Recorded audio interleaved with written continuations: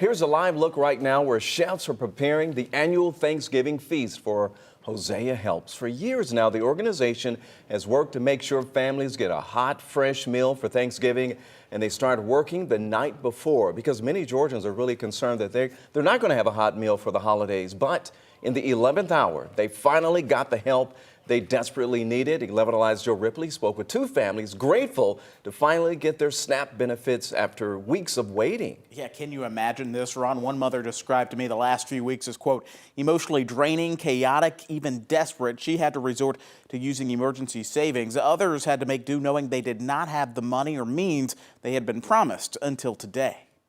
Daughter and my son. Collard greens, peach cobbler, broccoli casserole. Thanksgiving dinner at the Abrams household almost didn't happen. If I didn't get them, my kids wouldn't have a Thanksgiving.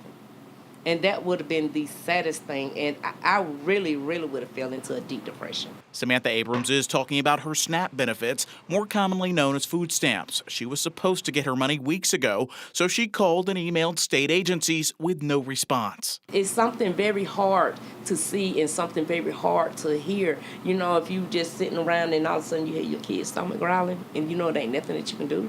But the day before Thanksgiving turned out to be more like a Christmas miracle. Abrams finally received her benefits. I'm just thankful that we still have food on the table. Latanya Stokes' father finally received his SNAP benefits as well, 10 days later than normal. He was excited once I called him. I said, Daddy, guess what? Your stamp's on your card.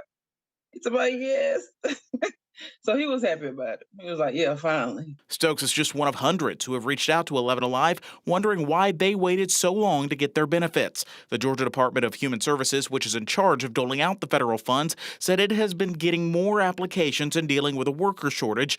Those with pending renewals from August through October will have their renewals moved to February and should receive benefits in the meantime. While Stokes, Abrams, and others are thankful to get their money, they fear the delays could crop up again, and timing couldn't be worse around the holidays. My heart goes out to them because I know how I felt helpless.